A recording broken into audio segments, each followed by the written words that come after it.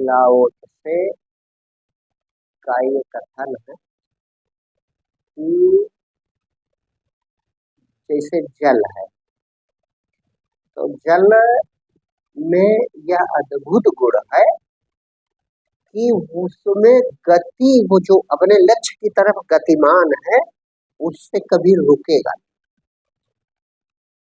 जिस लक्ष्य पे, यानी जैसे सागर तक जाना है उसको, तो अपने लक्ष्य से वो कभी रुकने वाला नहीं है। लेकिन इसके साथ उसमें एक बड़ा अद्भुत गुण है कि किसी से लड़ना नहीं, किसी से लड़ना नहीं है। इसीलिए वो यही लाओ से कहता है कि संसार की सबसे कोमल वस्तु, सबसे कठोरतम वस्तु को जीत लेते। इसी प्रसंग में ये बात है, संसार की सबसे कोमल वस्तु संसार के सबसे कठोरतम वस्तु को जीत लेती। क्यों जीत लेती है?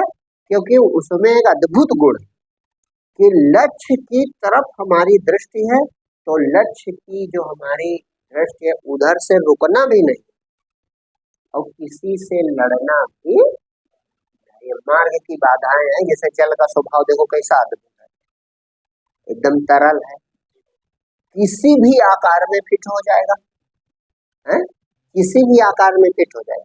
कटोरी में रख दो कटोरी जैसा, थाली में रख दो थाली जैसा, बाल्टी में रख दो बाल्टी जैसा, कुएं में रख दो कुएं जैसा, नदी में चला गया नदी जैसा। जल का कोई आकार नहीं, जैसा पात्र है वैसा जल हो गया। यानी वो है सचमुच निराकार, लेकिन जैसा आकार है उसकी कोई लड़ाई नहीं। जिस रास्ते से जा रहा है आगे आप बाधा डाल के देखो, वो मुड़ जाएगा बिना लड़े।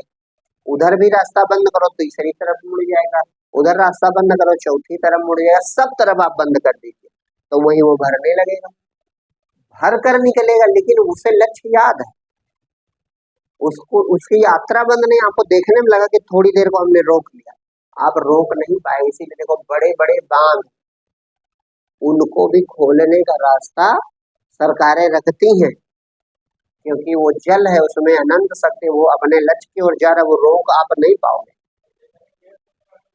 शक्ति हाँ उतनी शक्ति उसकी बढ़ रही, तो यही साधक में होना चाहिए। भक्त में परमात्मा की ओर हमें यात्रा करनी है, हमने अपने परम पिता का दर्शन करना है, वहां तक पहुंचना है। अब उसमें हमारी गति निरंतर रहनी चाहिए और बीच की जितनी बाधाएं उनसे लड़ना है, सरल रहना है, विनम्र रहना है। जैसे एक व्यवहारिक उदाहरण बताएं, जैसे मान लो आपका समय भजन का है कि हमें हर समय भजन करना है, या आपका हर समय है कि हमारा हर समय परमात्मा में भाव बना। अब बीच में कोई बाधा आ गई कि ये कार्य है या ऐसा व्यवहार करो या ये कर लो, कर लिया, वही जल की तरह रोक दिया गया थोड़ी देर को, तो वो चीज तुम कर ली, लेकिन दृष्टि ना हट जाए, लक्ष्य से दृष्टि नहीं हटी है। जब वो कार्य हुआ फिर हमने शुरू कर दिया। कोई संसार की समस्या आई और बीत जाएगी, वो तो रहेगी नहीं, फिर हम अपने लक्ष्य पर लगे। अच्छा, जिसको नहीं जाना है या लक्ष्य भूल गया, या क्या करें, हम करते तो कैसे करते। अब दिन में एक काम हो व्यक्ति को, लेकिन अगर बहाना बनाना तो होता नहीं बहुत। अरे हम कैसे भजन करें, अब हमारा तो ये काम था, तो ये इसका मतलब तुम्हारा लक्ष्य दृढ़ नहीं। तो वो कहता है जल से ये गुण सीखो, जल की तरह तरल हो जाओ। क्यों? जैसे परमात्मा सर्वव्यापी है, वायु सर्वव्यापी है, आकाश सर्वव्यापी है, उसी तरह उन तत्वों के पीछे जल भी उसी तरह व्यापक होता है, मतलब अन्य तत्वों की अपेक्षा। काहे? वो तरल है, तरल है माने सरल, जैसा चाहो वैसा आकार दे दो, तो किसी आकार में उसका हट नहीं है। चाहे जैसा उसका रास्ता मोड़ दो, उसमें भी कोई हट नहीं, लेकिन उसकी नजर अपने मंजिल पे।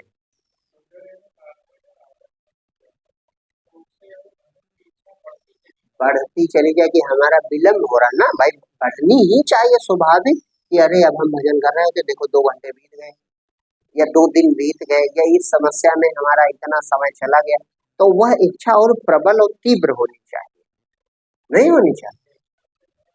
यही शक्ति है, भाई जल की शक्ति क्या है?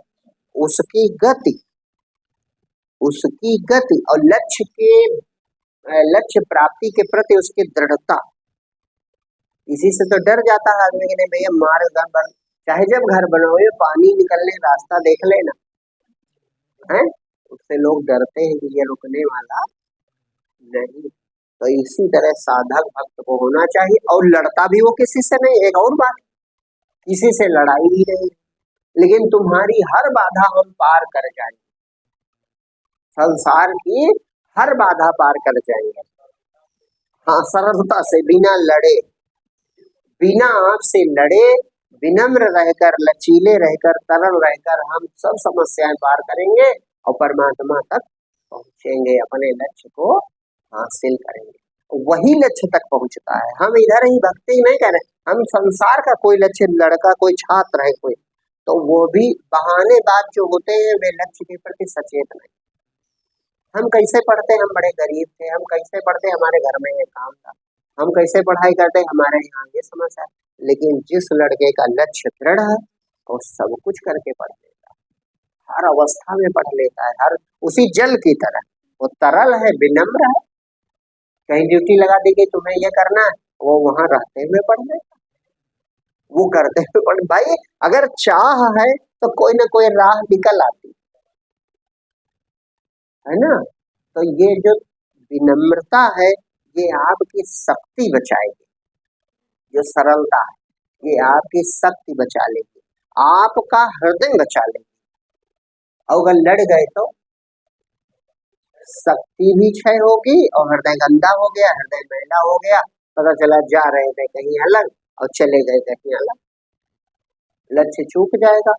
तो इसलिए वो कहता है जल से सीख लेनी चाहिए कि एकदम तरल विनम्र रहो, सरल बने रहो, जैसा वातावरण हो उसी अनुरूप रह जाओ, लेकिन अपना लक्ष्य न भूलो, मंजिल न भूल जाओ। भगवत प्राप्ति हमारा लक्ष्य है, संसार की कोई चीज हमारी बाधा नहीं बन सकती उस बीच में। और इन सब के साथ एक सबसे बड़ी बात, जो तुम्हारा लक्ष्य है वो सर्वज्ञ, वो समर्थ है। ये तो केवल जड़ उदाहरण है। तुम्हारा लक्ष्य परमात्मा है तो वो साधारण वस्तु, वो सर्वज्ञ है, वो समर्थ है, वो परम हितैषी है, वो तुम्हारा पिता है, वो तुम्हारी माता है, वो तुम्हारा अपना सगा है, और वो सब जानता है, वो तो अनुकूलन कर देता है।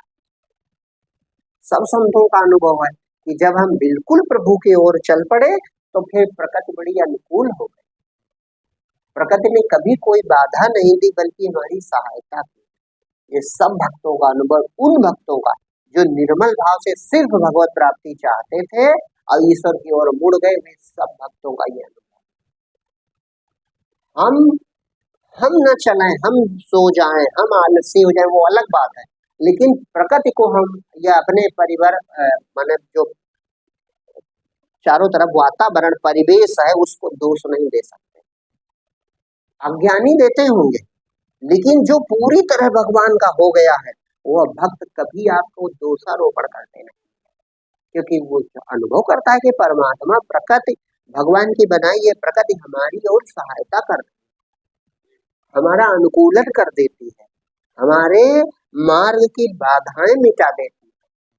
हाँ, हमको शक्ति और सुरक्षा दोनों देने लगती है प्रकृति। कब? जब हमारा लक्ष्य केवल भगवत प्राप्ति, ये प्रभु कृपा है।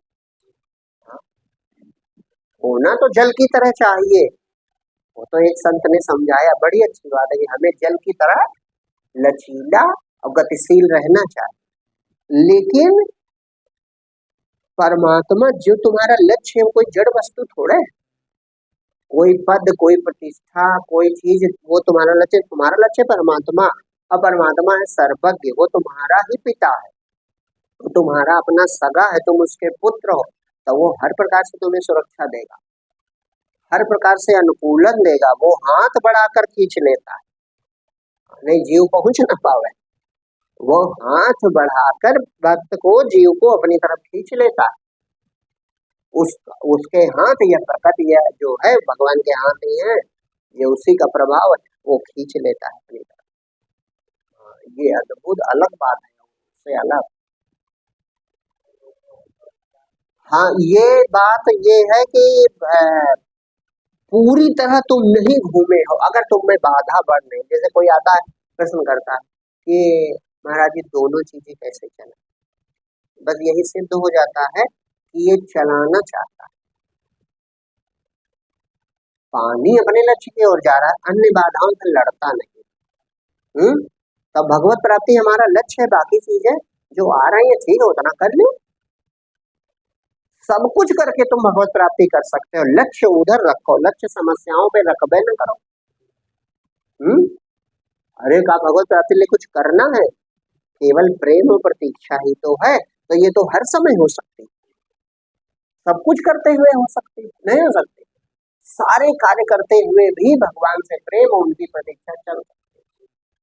और उस समय जब आदमी एक प्रेम में होता है, एक अद्भुत वो अनुभूति है उसमें होता है, तब बाहरी चीजें उसे न सुखी कर पाती है न दुखी कर पाती है, दोनों बातें, सुखी भी नहीं कर सकती, संसार का चाहे जितना आकर्षक रूप है और आपको न सुखी कर पाएगा, और चाहे जितनी समस्या है दुखी भी नहीं कर पाएगा।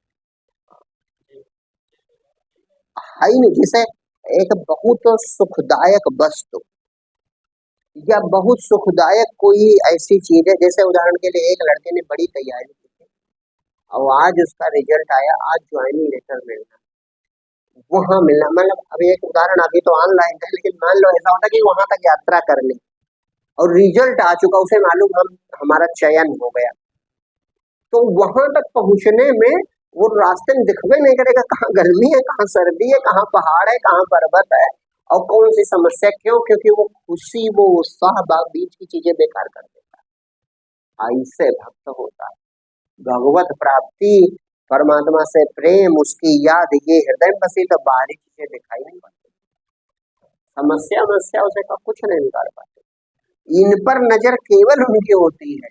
जैसे उदाहरण के लिए आपके खेत में मजदूर काम करने हैं, तो उसको हजार समस्याएं दिखाई पड़ेंगी, क्योंकि उसको मजदूरी करनी है, तुम्हारे खेत से क्या मतलब, फसल से क्या मतलब, धूप बहुत है, ये समस्या है, ऐसा है वैसा है, 50 बहाने करेगा, और जिसका खेत है उसके वृक्षों में जाए, ये पेड़ किसी तरह विकसित हो जाए तो उसे कोई समस्या नहीं होती। तो बात यह है कि तुम्हारी दृष्टि कहाँ, जिसकी दृष्टि भगवान में है, जिसका प्रेम भगवान में है, जिसका मन भगवान में बसा है, वो बाहरी परिस्थितियों की चर्चा ही नहीं करता।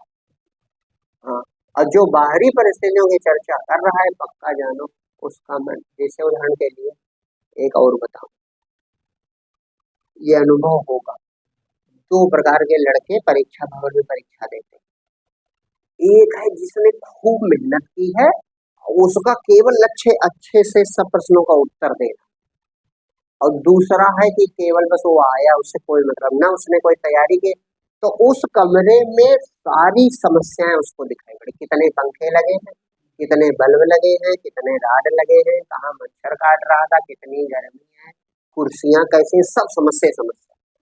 और जो छात्र पूरा लक्ष्य अपने केवल उस पर है, वो ये भी नहीं जान पाएगा कि गर्मी थी कि सर्दी थी कि लाइट जल रही थी कि अंधेरे में हम लिखाए हैं, उसको अंधकार में भी दिखता रहेगा, आजमा कर देखना, पूरा प्रेम हुआ आपका तो चाहे जितना गोधूल हो जाए, एकदम अंधेरा हो जाए, सब ठीक है, पूरा कमरा का है अंधेरा है, वो लिखता रहेगा, उसको दिखता रहेगा, होगा कि नहीं होगा? क्यों?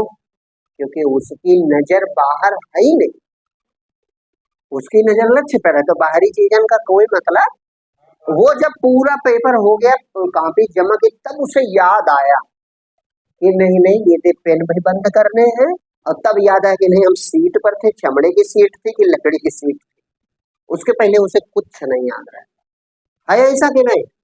बस इसी तरह जो भगवत प्राप्ति चाहता है, सचमुच भगवान से प्रेम करता है, वो संसार की समस्याएं का, सूखा खाते कि रूखा खाते, कि अच्छा कपड़ा पहनते कि घर अच्छा है कि क्या, इन चीजों की कोई परवाह नहीं, और जो इनकी परवाह करता है पक्का है वो भगवान का प्रेमी है, एकदम निश्चित जान, वो साधक नहीं है, वो भगवान का प्रेमी नहीं, वो अपने सुखों का प्रेमी, सुख सुविधाओं का प्रेमी है, उनकी व्यवस्था करता है, और उसी लिए हो सकता है भगवान से भी प्रेम करने लगा हो या भगवान का नाम लेने लगा हो, सुना हो संतों से, पढ़ा हो कहीं कि भगवान की दया सब बन जाता है काम, तो करने लगा, वो अलग बात है, लेकिन वो भगवान का प्रेमी भक्त नहीं।